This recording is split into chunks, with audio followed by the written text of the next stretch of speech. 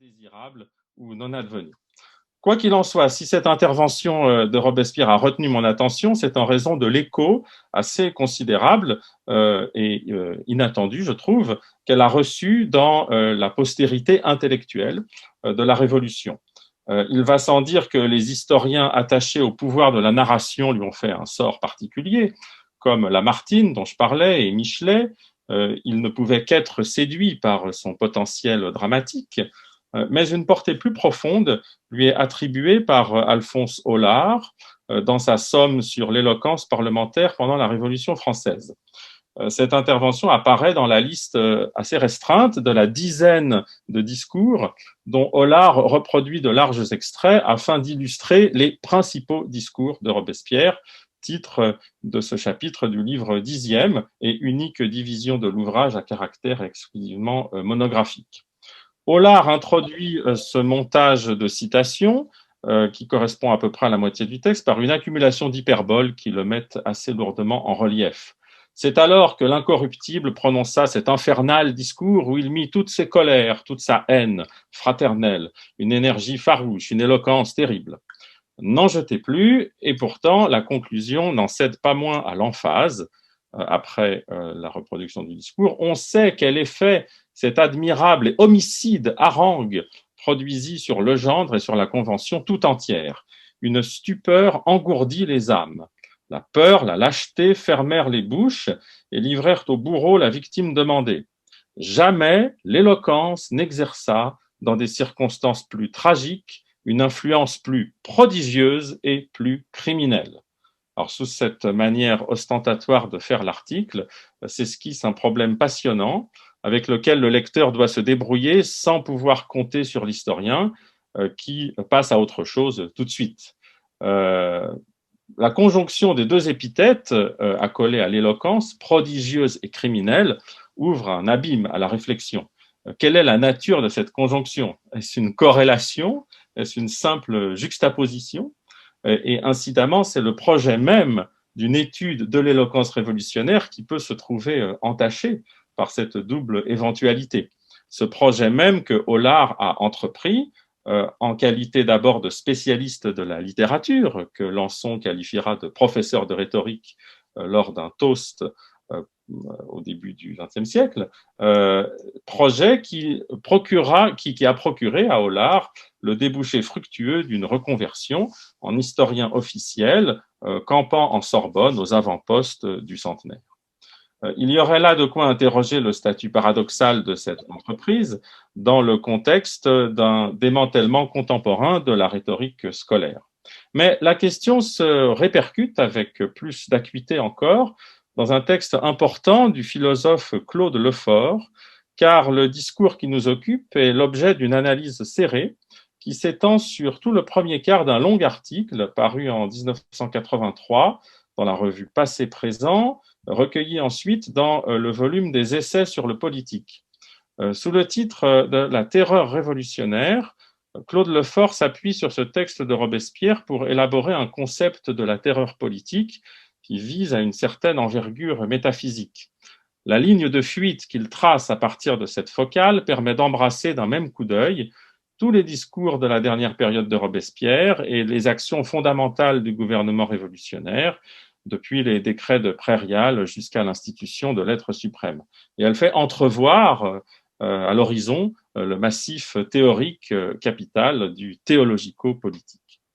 Alors, si un discours de circonstance tel que celui-ci recèle l'amorce de prolongements d'aussi grande ampleur, c'est parce que Lefort y discerne une propriété qui peut intéresser les spécialistes de rhétorique. Je cite Lefort. Son art consiste à déplacer l'objet du débat. Il attire ses interlocuteurs dans les raies d'une argumentation qu'ils doivent reconnaître comme la leur. Les artifices de la parole sont multipliés pour aboutir à l'annulation de toute parole. En bref, le discours de Robespierre ne fait pas de la terreur son objet, il l'exerce. Il figure un grand moment de la terreur en acte, il la parle. Exercer la terreur, parler la terreur, Lefort invite à appliquer ce texte un regard rhétorique, à appliquer à ce texte un regard rhétorique pour le lire à l'aune de deux figures, le performatif et la prosopopée, et je vais essayer de répondre à cette suggestion. Donc, la terreur parle de quelle manière dans ce discours de Robespierre? La terreur parle d'abord sur le mode de l'auto-justification. Je vais citer quelques phrases de Robespierre. Première citation, bon, pardon de ne pas les reproduire. Et quoi? N'avons-nous donc fait tant de sacrifices héroïques, au nombre desquels il faut compter ces actes d'une sévérité douloureuse? N'avons-nous fait ces sacrifices que pour retourner sous le joug de quelques intrigants qui prétendaient dominer? C'est le paradoxe de la fuite en avant. Poursuivre la terreur est la seule façon de donner un sens à ces excès et de racheter ces exactions. Deuxième formule, c'est avoir outragé la liberté que d'avoir mis en question s'il fallait donner plus de faveur à un citoyen qu'à un autre. Tenter de rompre ici cette égalité, c'est censurer indirectement les décrets salutaires que vous avez portés dans plusieurs circonstances, les jugements que vous avez rendus contre les conspirateurs. Ici, on voit l'annulation rétrospective des vertus de la terreur par son interruption prématurée.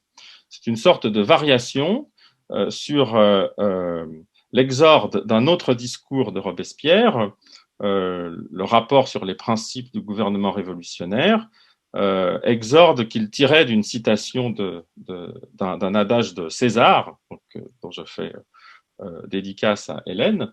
Les défenseurs de la République adoptent la maxime de César, ils croient qu'ils n'ont rien fait tant qu'il reste quelque chose à faire.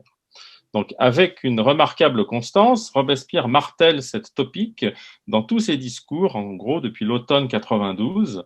La matrice de tout ça, c'est peut-être une célèbre antanaclase citoyen, voulez-vous une révolution sans révolution? Et tout ça se décline pendant 1 an et demi. Cette injonction semble toutefois subir, de la première à la deuxième occurrence, où il se répète, une inflexion qui la dramatise. On passe d'une promesse de requalification de la terreur à la menace d'une disqualification. On cherche à inspirer la peur plutôt que l'espoir de surmonter l'épreuve. On fait jouer un ressort défensif plutôt que de susciter un élan ou de projeter une énergie. Donc, pour reprendre les catégories de Lefort, l'impression que le discours de la terreur tend vers l'exercice de la terreur, c'est-à-dire la construction rhétorique d'un ordre politique. Alors, la terreur parle aussi. Deuxième exemple, c'est là que je vais recourir au partage d'écran. Je prépare ça. Voilà, je pense qu'il est là. Donc, j'ai mis en couleur jaune et vert le retour, la récurrence de 2 mots-clés tout au long du discours. Je ne lis pas les phrases, mais le substantif intérêt et le déterminant quelque. L'effet insistant de leur répétition est accentué par le jeu sur le double sens du premier terme, l'intérêt intéressant ou l'intérêt intéressé. Voilà. Et l'indétermination du second terme, quelques individus, quelques personnes, quelques membres de cette assemblée, quelques hommes seulement, à force d'être répété, ce leitmotiv se prête à un effet de stigmatisation. C'est le fait même d'être quelques-uns, c'est le fait même du regroupement partiel qui est investi comme indice d'un comportement déviant. Et on voit ici que la rhétorique du discours fonde la sémiotique des suspects. Voilà, la sémiotique sur laquelle s'appuie la définition de la catégorie du suspect. Voilà. La terreur parle, troisième exemple. L'effet de terreur le plus puissant que produit ce discours réside dans la négation par Robespierre de toute amitié passée avec Danton. La violence de cet arrachement est mise en relief par l'évocation des conseils qui lui ont été prodigués de sources multiples pour cultiver cette amitié à des fins de prudence personnelle. l'orateur veut être identifié comme l'antithèse des hommes qui sacrifient à des liaisons personnelles les intérêts de la patrie. Je cite. La logique de l'anti-même aboutira dès lors à le faire reconnaître comme celui qui a su accomplir le sacrifice inverse, c'est-à-dire sacrifier des liaisons personnelles aux intérêts de la patrie, et l'exhibition de l'objet sacrifié, Danton, vaudra pour preuve du destinataire du sacrifice, la patrie. Mais de manière assez retorse, ce mécanisme est renforcé par la surenchère qui consiste à nier l'évidence. Robespierre dédaigne, il écarte, peut-être comme un moyen trop facile, le ressort pathétique trop direct de la rupture d'un lien établi. J'étais l'ami de Danton, je ne le suis plus. Ce n'est pas ça qu'il va dire. Il va au contraire jusqu'à affirmer qu'il avait dû se dégager d'une proximité plus grande avec Pétion et Roland. Ce faisant, le sacrifice de sa liaison personnelle avec Danton ne vaut pas seulement au présent et au futur, il vaut aussi au passé. Voilà, je n'ai jamais eu de liaison personnelle avec Danton. Enfin, la terreur parle et agit dans ce texte par alors c'est un peu plus complexe, je vais peut-être passer rapidement, mais par le pivotement de l'ordre politique autour de la position des comités de gouvernement. Il y a là aussi deux phrases qui disent à peu près la même chose, mais en fait le contraire. Robespierre défend d'abord les comités en disant qu'ils procèdent de la Convention. On veut vous faire craindre que le peuple périsse, victime des comités qui ont obtenu la confiance publique, qui sont émanés de la Convention nationale et qu'on veut en séparer. Mais dans un second temps, il va dire le contraire, il va dire que les comités précèdent la représentation nationale. Les comités ne tiennent que de la patrie leurs pouvoirs, qui sont un immense fardeau, etc. Nous vous montrerons les factions abattues, nous vous prouverons que nous n'en avons flatté aucune, nous, les comités. Nous les avons écrasées toutes pour établir sur leur ruine la représentation nationale. Voilà. Enfin, j'en termine avec le discours. Il me restera à peine 10 minutes pour esquisser des pistes de réflexion.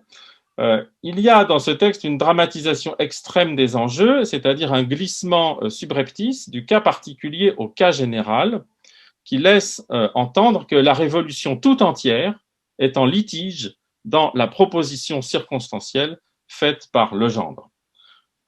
Et une simple petite variation d'un terme amène cette idée dans la péroraison de ce discours. Citation, dernière citation.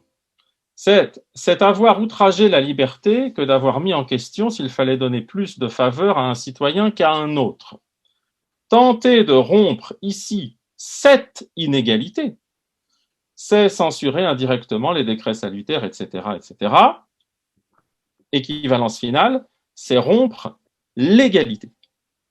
Tenter de rompre ici cette inégalité en faveur de Danton, par comparaison avec les autres accusés précédemment arrêtés, en le faisant comparaître devant la Convention, en lui donnant la possibilité de s'exprimer devant la Convention. Donc, tenter de rompre ici cette inégalité, c'est rompre l'égalité. Voilà. Donc, la totalité du processus révolutionnaire et du sens même de la révolution est en jeu dans un seul moment et dans une seule décision que les députés vont être amenés à prendre. Alors, revenons pour avancer maintenant. Je reviens à Hollart et au problème de l'appréciation de la performance du discours. La question est plus fondamentalement celle de la définition de la norme de l'art oratoire au regard de critères éthiques et politiques. L'idéal du vir bonus dicendi peritus, que Hélène a placé au centre de notre attention hier, coexiste avec deux autres paradigmes fournis par la culture latine, des paradigmes relativement opposés et également vivaces pendant toute la Révolution. Deux vulgates, la vulgate tacitéenne, issue du dialogue des orateurs, qui proclame une affinité privilégiée entre l'éloquence et la liberté, mais qui entretient une affinité troublante sur le sens de cette alliance. Et la Vulgate cicéronienne, volontiers ramassée dans 3 mots proverbiaux, quedant, arma, togae. J'avais un exemple tiré de Camille Desmoulins, mais je vais passer sur cet exemple. Et je pose la question, quedant, arma, togae, quel est le sens de cette substitution? La parole s'empare-t-elle d'armes métaphoriques qui rendent superflues les armes réelles, ou bien continue-t-elle exactement les mêmes opérations par d'autres moyens? Cette alternative informe une vision duale de l'histoire parlementaire de la Révolution, une vision qui juxtapose sans jamais chercher à rendre raison d'une telle contradiction, d'un côté l'œuvre sublime accomplie par les législateurs et d'autre part les vicissitudes souvent catastrophiques du quotidien oratoire, du quotidien des assemblées. Chez des témoins directs comme Le Quignot dans Les Préjugés détruits, ou comme Mercier dans Le Nouveau Paris, cette dichotomie tourne souvent à l'aporie. Il y a là en germe une énigme que les historiens et écrivains de l'époque romantique développeront sur le registre d'une gigantomachie épique mettant aux prises le bien et le mal, en gros, ou sur le registre du mystère sacré. Je vais passer sur les citations de Le Quignot, de Mercier, qui illustraient mon propos. Je vais juste lire quelques phrases de Quinet, Edgar Quinet, pour montrer le devenir de cette interrogation dans la longue durée, l'écho que lui donne l'historiographie et cette histoire philosophique de la Révolution qu'écrit Quinet. Voici la citation. L'immense disproportion entre les efforts et les résultats, voilà qui ne se montre nulle part autant que dans notre histoire. C'est pour cela que l'horreur de tant de supplices y est sans compensation. Où l'avenir tient en réserve des explications que l'historien ne peut fournir aujourd'hui sans quitter les faits pour les prophéties, où nous sommes condamnés à reconnaître que le sang le plus généreux a été le plus stérile et que chez nous, nos martyrs n'enfantent pas de croyants. Cette réflexion fait suite à des commentaires plus spécifiques sur la rhétorique. La rhétorique joua dans les affaires un rôle qu'elle n'avait jamais joué dans le monde. Une déclamation valait une bataille. Dans un pays dont l'éloquence est l'âme, les mots devaient avoir un empire immense. Voilà. Alors, je reprends le fil pour les dernières minutes avec la Vulgate cicéronienne. Derrière la Vulgate cicéronienne, il y a une pensée très articulée. Marc Fumaroli, dans L'âge de l'éloquence, invite à prendre toute la mesure des implications de l'idéal de Vénoustas exposé dans les traités de Cicéron.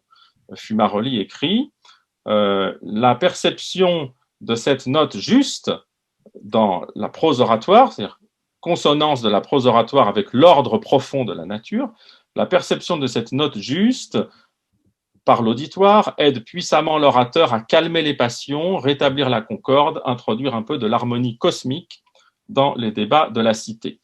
Mais l'idéal d'une éloquence pacificatrice, qui apaise les conflits, se rattache aussi à une généalogie démocratique dans le cadre d'une dialectique de l'ancien et du nouveau, dont le moment révolutionnaire pourrait très bien opérer la reviviscence. Et l'exemple ici, l'exemple clé, c'est Échille, c'est le dernier volet de l'Orestie, c'est la tragédie des Euménides, que l'historien Christian Mayer considère comme l'une des pièces essentielles de son ouvrage La tragédie grecque comme art politique. Au moment de résoudre la crise et de conjurer le cycle sans fin des violences et des vengeances, la déesse Athéna s'adresse en ces termes à la représentante des Érénies. Si tu sais respecter la persuasion sainte qui donne à ma parole sa magique douceur, va, tu resteras ici. Après avoir fait pencher la balance indécise de la justice en faveur de l'acquittement d'Oreste, elle tente d'obtenir des furies qui le pourchassent sans trêve leur ralliement à un nouvel ordre social fondé sur la clémence, en échange de leur accueil par la cité comme divinité tutélaire. Leur métamorphose en Euménide décrit précisément l'espèce de magie qui est escomptée de l'éloquence.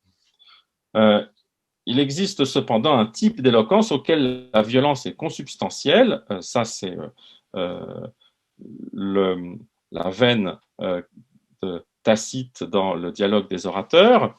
C'est aussi de manière plus ambiguë les références de Diderot au mythe de Médée qui dépaisse, qui met en pièces le corps du vieil Éson, dont Diderot a fait, d'après Gianluigi Goggi, un symbole de l'éloquence républicaine.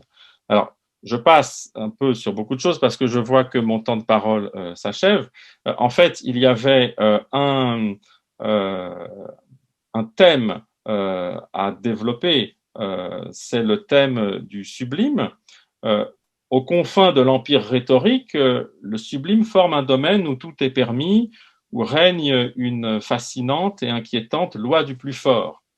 Les traités canoniques font apparaître un champ lexical de l'emprise soudaine, de la volonté surprise et subjuguée, et de la force invincible. Longin, Quintilien ont été Longin et Quintilien ont inspiré des pages, par exemple, des réflexions de Louis-Sébastien Mercier sur le retour de l'art oratoire à l'état de nature dans les assemblées révolutionnaires. L'état de la Convention devint presque un état de nature, tant les hommes y changèrent leur logique, leur langage et leurs idées antérieures.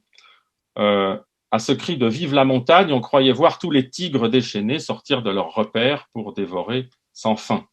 De la même façon, Aulard, pour revenir à lui, évoque l'antagonisme entre Girondins et Montagnards comme un duel oratoire entre deux partis animés l'un contre l'autre d'une haine mortelle.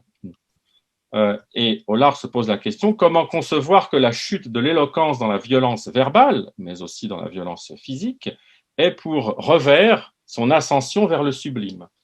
Comment concilier la ruée vers la mort et l'explosion de vie en même temps, auquel les mœurs oratoires ont donné cours simultanément? Aulard, en effet, valorise ces quelques mois, c'est ce paroxysme du conflit, septembre 92, juin 93, comme la plus grande époque de l'art oratoire pendant la Révolution, où infuse une chaleur, une lumière comme une forme de vie. L'éloquence devient chaque jour plus vivante, alors même que des deux côtés, on vise à tuer son adversaire, comme les héros d'une tragédie. Au milieu de cette confusion, une certitude se fait jour néanmoins. Aulard écrit « Ce combat haletant épure le talent des véritables orateurs ». Et il faudrait peut-être conclure en disant que le secret, s'il existe, d'une synthèse ou d'une conciliation entre ces deux pôles de l'éloquence se trouve peut-être de ce côté-là d'un approfondissement, d'une dialectisation du sublime oratoire, peut-être dans la lignée tracée par Madame de Staël. Je me souviens que hier il a été question de cette remarque assez paradoxale faite par Madame de Staël pour répudier les abus de la terreur. Elle ne s'en prend en aucun cas à l'éloquence. Elle dit, je crois au contraire qu'on pourrait soutenir que tout ce qui est éloquent est vrai, c'est-à-dire que dans un plaidoyer en faveur d'une mauvaise cause, ce qui est faux, c'est le raisonnement, mais que l'éloquence proprement dite est toujours fondée sur une vérité. L'éloquence, ayant toujours besoin du mouvement de l'âme, ne s'adresse qu'aux sentiments des hommes, et les sentiments de la multitude sont toujours pour la vertu. Il est souvent arrivé de séduire un individu en lui parlant seul pour des motifs malhonnêtes, mais l'homme en présence des hommes ne cède qu'à ce qu'il peut avouer sans rougir. Donc faire le pari, en quelque sorte, du sublime démocratique. Bon, je m'arrête là parce que je pense que nous parlons d'un temps très ancien, mais chacun d'entre nous est peut-être secrètement habité par le désir que ce que nous disons puisse retrouver un sens de nos jours. et donc je m'arrêterai là-dessus. Pardon pour le parcours assez décousu de la deuxième partie de mon exposé, pour le moins. Je vous remercie.